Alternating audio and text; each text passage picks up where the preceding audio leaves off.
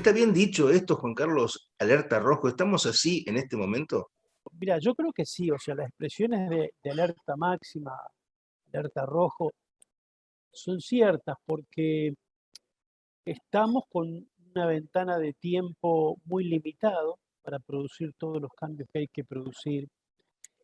Si queremos que el calentamiento global no supere ciertos límites, es decir, siempre cuando escuchan hablar de un grado, un grado medio, 2 grados o 3, eso es cuánto se eleva la temperatura promedio global respecto de los niveles, vamos a llamarle normales, los niveles preindustriales, es decir, con una atmósfera sin la intervención del hombre.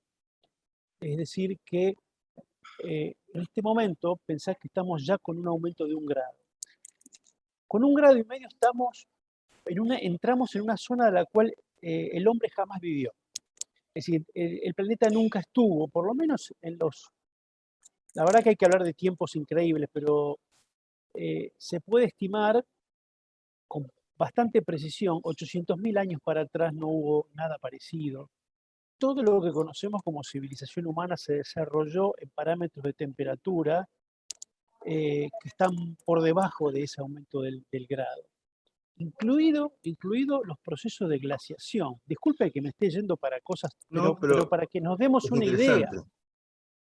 A ver, uno Porque entiende que el proceso de glaciación, por supuesto, ha sido un gran enfriamiento, ¿no?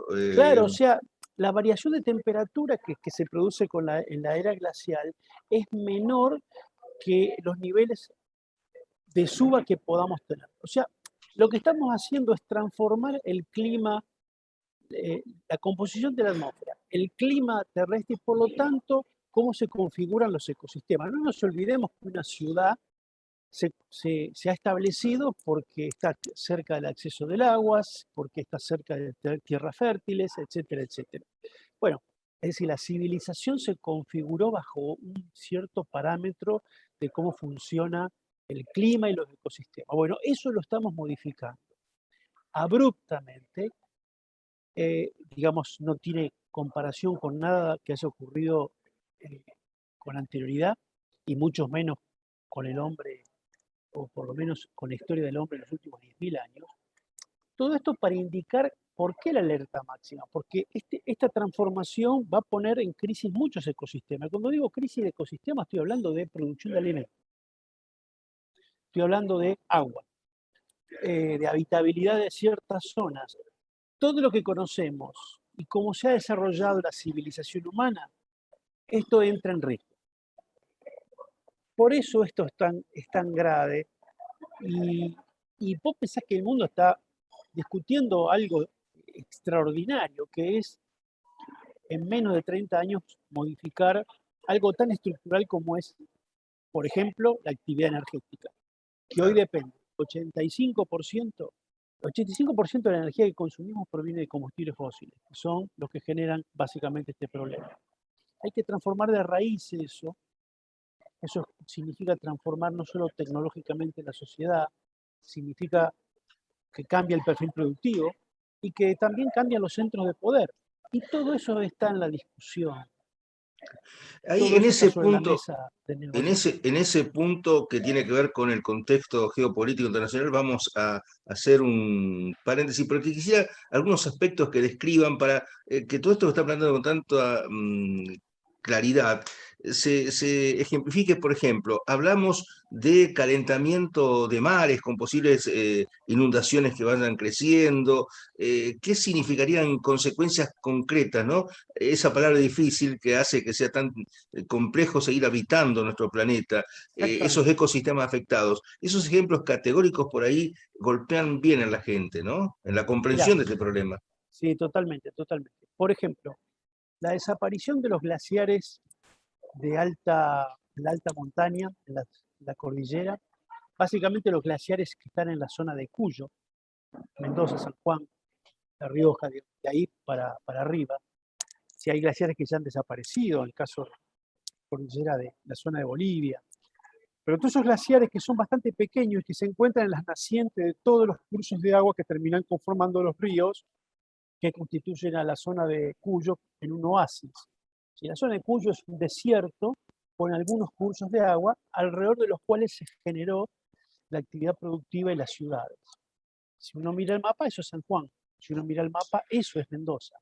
Bueno, la pérdida de esos glaciares en la alta montaña produciría que esos ríos pasan a ser absolutamente estacionales, es decir, en algún momento que tienen mucho caudal y hay momentos que tienen bajísimo caudal, lo cual pone en crisis no solo la producción de alimentos, la economía regional, la producción de electricidad, etcétera, etcétera.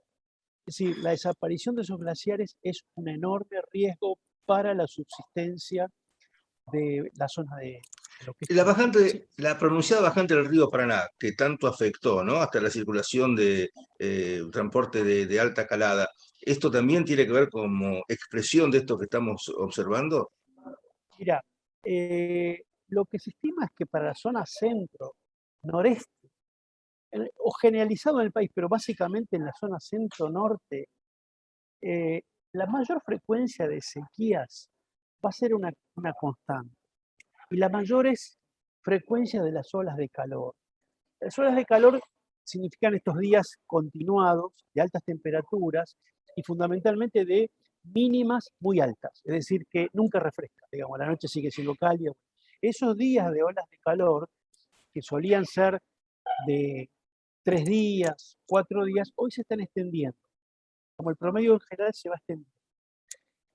Y estos son días particularmente de alto riesgo para los incendios y las sequías que se van repitiendo, digamos, todo esto ocurre y correlaciona muy bien con los modelos climáticos que preanuncian una atmósfera más cálida, digamos. O sea que cuando hay una correlación de tendencias con lo que implica, con lo que muestran los modelos, bueno, uno puede decir allí está el calentamiento presente. Bueno, pensemos que por eso esto uno describe el clima, la meteorología, cómo se expresa, pero la sequía se implica para Argentina mucha plata. Es decir, la sequía del 2018, la Bolsa de Comercio de Rosario la estimó en una pérdida de 6.000 millones de dólares. O sea, 6.000 millones de dólares que no entraron a la economía argentina. Eso es un enorme quebranto y eso lo pagamos de mil maneras, ¿sí? Con, con mayor empobrecimiento, con inflación, con todo lo que ya conocemos. Bueno, y acá viene un tema muy grande, que es la litigiosidad de este problema. Porque si vos ves que Argentina comienza a tener con mayor frecuencia sequías y eso impacta en la producción agropecuaria y eso impacta en la economía del país y termina impactando en todos nosotros, bueno, y en un problema que prácticamente no lo hemos generado nosotros, bueno, alguien puede decir, bueno, pará, porque no voy a estar yo pagando los platos rotos, generando todos los problemas económicos que me genera, sí, y con un problema que yo no tengo casi nada que ver. Entonces, esto multiplicado por la cantidad de países que te imaginas que sufren impacto de Claro. todo tipo. Entonces, esta es, yo diría, la, las tensiones que hay por debajo de toda esta negociación. Insisto, pensemos recordar que en los últimos años ha habido una sistemática repetición de sequías que cuando coinciden con el fenómeno de la línea se hacen muy extremas. Eh, digamos que nunca un fenómeno meteorológico uno puede decir con total exactitud, este fenómeno es cambio climático. Solamente cuando los fenómenos marcan una tendencia que coincide con los modelos, uno puede señalar que es cambio climático. Y vos decís el aumento del nivel del mar, eso es producto del deshielo de masas de hielo permanentes que pasan a sumarse al volumen de agua en el mar, y hay una expansión térmica también de los océanos, producto de la elevación de la temperatura. En la Argentina eso va a impactar fuertemente, por ejemplo, en la provincia de Buenos Aires. ¿Por qué? Porque todo aumento del nivel del mar hace que la cota de drenaje de la provincia de Buenos Aires sea más chica aún. Pensemos que la provincia de Buenos Aires es muy plana. Esto afecta también el sur de Santa Fe, ¿sí? O sea, todo el sistema que termina drenando agua hacia el Atlántico por la provincia de Buenos Aires comienza a tener en su desembocadura un desnivel menor, con lo cual aumentan los niveles de inundaciones, más pérdidas de zona fértil o zona productiva. En fin, todo termina impactando económicamente. Claro. Te pregunto, aprovechando esta posibilidad que tenemos, que te agradecemos mucho desarrollarla, por ejemplo, entre las cosas que costará mucho, entiendo, resolver, es el problema de la contaminación que genera el transporte, ¿no? Un factor contaminante enorme, pero uno ahí tiene las emanaciones que hacen los aviones, los camiones, los autos. Bueno, el auto electrónico está empezando a depuntar un crecimiento, pero va a costar mucho abordar esto, que creo que es uno de los factores principales, ¿no?, de contaminación. Mira, yo creo que desde el punto de vista tecnológico en general, es donde mejor estamos. Yo te aseguro, el auto eléctrico está creciendo aceleradamente, va a crecer y en pocos años más a vos te va a parecer algo común. No hay que mirar lo que va a pasar en los próximos 10 años pensando en la dinámica de los últimos 10. Esto es una aceleración, es exponencial como se está, digamos, multiplicando las nuevas tecnologías. Vuelta a lo mismo. El problema, por ejemplo, vos mencionabas la aviación. En los vuelos de cabotaje es muy sencillo asignarle responsabilidades porque eso termina siendo responsabilidad. Vuelo que va de Córdoba a Buenos Aires, un vuelo que emitió y que termina impactando en los inventarios de Argentina. Ahora yo vuelvo a la Argentina. Es un vuelo que sale de acá de Inglaterra, pasa por Europa y va a la Argentina. ¿A quién se le imputa esas emisiones? ¿A Argentina, Inglaterra, a Ámsterdam, a Holanda? ¿A quién? Digamos, todo lo que es aviación internacional y lo que es el transporte marítimo internacional se contabiliza, se asigna a un sector que no corresponde a ningún país y que hay que resolverlo de algún modo. ¿Se entiende? O Sí, sea, como verás, la complejidad es cómo asignamos las responsabilidades. Y eso es, insisto, cada letra son millones de dólares. Entonces no pretendamos que sea sencillo. Acá el gran problema es que se arranca tarde, claro. pero digo, desde el punto de vista tecnológico, yo creo que vamos avanzando de manera muy interesante. Hoy las tecnologías de producción de energía eléctrica por renovables son más competitivas, que sale más barato que producirlo con energía fósil. El auto eléctrico va camino a ser ya competitivo plenamente con el auto convencional en menos de 4 años. Esta es la estimación que se hace. Eh, digamos, en tecnología no hay grandes misterios. En la medida que una tecnología escala y gana madurez, es competitiva. Vos pensás que hoy estamos nosotros hablando por computadoras. La computadora que vos tenés adelante de tuyo era impagable hace 20 años, ¿sí? Esa capacidad de cómputo, etc. ¿Por qué hoy podés pagarlo? Bueno, porque se masificó y la escala Claro. hace que, bueno, todo sea más barato. Entonces, en tecnología, te diría, las respuestas están ahí adelante, eh, solo hay que hacerlas escalar. Yo creo que el gran eh, deuda o pendiente que tenemos es un pendiente político en el sentido más amplio y profundo de la palabra. Hay una frase mágica o así emblemática dentro de estas negociaciones que es las responsabilidades comunes pero diferenciadas. ¿Qué quiere decir eso? Todos, absolutamente todos, somos responsables frente a este problema y todos tenemos que poner lo nuestro. Ahora, esa responsabilidad es diferenciada. ¿Y cómo se diferencian? Bueno, ahí viene otro gran lío. Te lo hago sencilla. Yo te decía, China es el gran emisor. El gran problema del mundo en este momento es China, que sigue aumentando emisiones y está allá arriba de todo. Ahora, eso es la fotografía. Y si miramos todos estos gases que están produciendo el calentamiento global, ¿quiénes lo emitieron? ¿Quiénes lo colocaron ahí arriba de la atmósfera? Entonces vos ahí vas a quién han sido los emisores históricos, desde la revolución industrial para acá. Y ahí entra a tallar otros países. China pasa, digamos, a estar por abajo en la lista, porque es un emisor importante en los últimos años. Claro. Entonces, ahí tenés una cosa son los responsables históricos, otra cosa distinta, otro ranking totalmente distinto es el responsable actual. Y te la hago más compleja. Eso no refleja equidad, porque vos no podés comparar China con Argentina. Entonces, lo equitativo es comparar un chino contra un argentino. Y ahí te vas a llevar la sorpresa de que el argentino emite más que un chino. Ajá. Un argentino Nosotros, emite más que un chino en... sí, claro, cuando vos contabilizás el total de emisiones de Argentina, lo dividís por los habitantes, eso da más que un chino.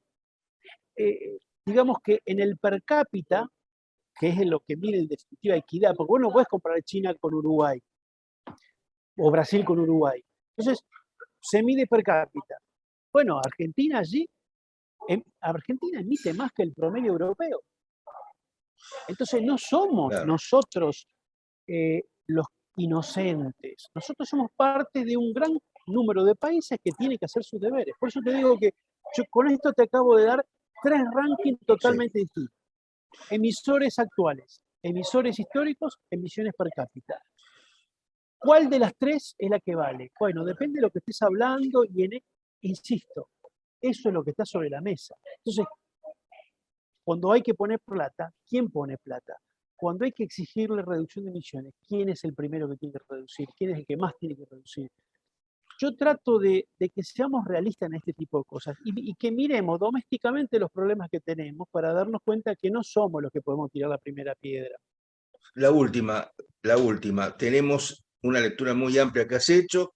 Ahora, la pregunta un poco referenciada en la minería, agricultura y ganadería, la deforestación, en definitiva, son andariveles que económicamente responden a una matriz productiva donde es lo que se busca sostener porque además tiene que ver con los productos brutos internos, por ejemplo, de cada país.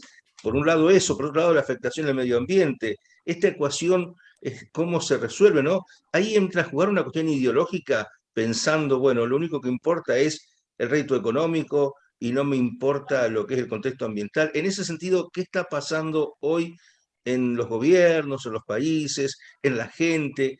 ¿Hay otro tipo de mirada? Mira, te lo vinculo con lo que venimos hablando.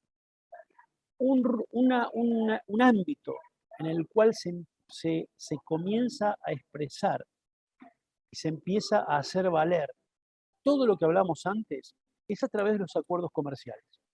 Es decir, yo soy un país que asumo responsabilidades, le compro a aquel que asume responsabilidades similares. Porque si no, el que contamina compite, digamos, con menos costos frente a aquel que cuida. Y acá ocurre esto. Dentro de pocos años, en 2, 3 años, está previsto que Europa comience a cobrar un impuesto al carbono en frontera. Es decir, cuando entra un producto producido afuera, se verifica si ese producto pagó las emisiones como pagan los productores europeos. Y esto está ocurriendo en todo. Fíjate vos que el último tramo de la negociación del acuerdo Mercosur-Unión Europea se trabó por la cuestión ambiental, básicamente con Brasil, por el tema de deforestación. Eh, y acá, perdón que la haga larga, pero cuando se dan los procesos de deforestación intensos en Brasil, las emisiones de Brasil se comienzan a asemejar a las emisiones de toda Europa. Entonces, si vos tenés un país europeo que está pagando carísima la electricidad, que está haciendo un esfuerzo enorme para reducir, y de repente viene un Bolsonaro y te da vía libre para deforestar, te arruinó el esfuerzo que hiciste. Entonces, por la vía de acuerdos comerciales, yo le voy a poner un límite a Brasil. Bueno, esto está pasando en todos los rubros de la economía. Digamos, cuando comiencen las exportaciones de acero y cosas por el estilo, ya eso va a entrar de entrada rápidamente a tener ese tipo de ajustes por emisiones de carbono. Chile está pensando que ellos no quieren perder el mercado del cobre y por lo tanto quieren hacer un cobre de cero emisiones y ellos están pensando en cómo la minería se transforma en una minería en base a hidrógeno y una minería que pueda mostrar eh, perfiles ambientales altos, porque es lo que se va a comenzar a exigir. Insisto, todo este entramado que estuvimos describiendo comienza a tener sus controles internacionales a través de los acuerdos comerciales. Con la agricultura y ganadería también, ¿no? Agricultura y ganadería también. La agricultura también. Mientras nosotros sigamos deforestando, el San Benito de la deforestación va a impactar sobre todo la producción agropecuaria argentina. Y esto el campo lo tiene que saber. Por supuesto que Argentina lo es ahora y lo va a tener a futuro una enorme posibilidades en producción de alimentos. Pero tenemos que mejorar, tenemos que mostrar que hacemos las cosas bien. Yo creo que Argentina tiene que dejar de deforestar inmediatamente, cosa de sacarse esa mochila, porque la verdad que eso se tiene en cuenta. Entonces, todos los rubros económicos van a comenzar a estar bajo la lupa de este tipo de estándares. Hay que seguir, seguir.